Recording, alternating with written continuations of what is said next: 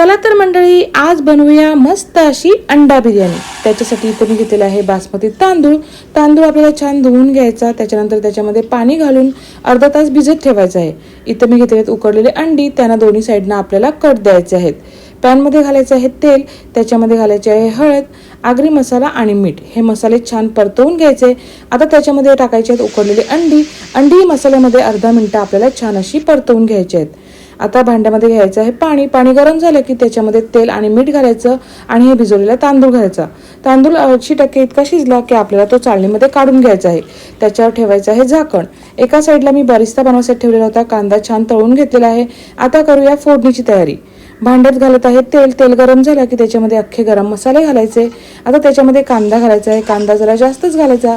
कांदा ट्रान्सपरंट झाला की त्याच्यामध्ये घालायची आहे चिरलेली हिरवी मिरची, एक मोठा चमचा आले लसूण मिरची कोथिंबीरची पेस्ट।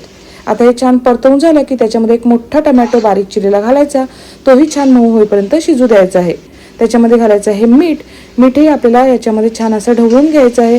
आता याच्यामध्ये मसाले घालायचे आहेत। मसाल्यांमध्ये मी घालत आहे 1 चमचा हळद, 4 चमचे आगरी मसाला, 2 चमचे धना पावडर, 4 चमचे बिर्याणी मसाला। तुम्ही कोणताही बिर्याणी मसाला वापरू शकता। छान असं मस्त ढवळून घ्यायचं। आता त्याच्यामध्ये घालायचं आहे 200 ग्रॅम इतका दही।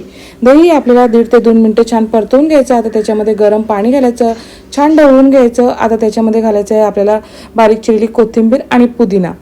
हेही छान आपल्याला मिक्स करून घ्यायचं आहे। आता त्याच्यामध्ये आपल्याला ही उकडलेली जी अंडी आहेत, जी मसाल्यामध्ये आपण परतवून घेतली होती, ती टाकायची आहेत। आता त्याच्यावर घालायचं आहे कोथिंबीर आणि पुदिना। आता शिजलेला जो भात होता तो आपल्याला याच्यावर टाकायचा आहे। छान अशी भाताची लेअर करायची आहे। आता याच्यावर टाकायचा आहे तळलेला कांदा, बारीक चिरलेला पुदिना आणि कोथिंबीर। तुम्हाला पाहिजे असेल तर तुम्ही कोणतेही रंग टाकू शकता। याच्यावर मी टाकत आहे साजूक तूप। आता याच्यावर मी तळलेले काजूही टाकत आहे।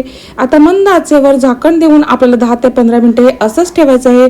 10 ते 15 मिनिटांनी झाकण काढायचं आहे। तुम्ही बघू शकता आपली मस्त अशी अंडा बिर्याणी तयार आहे।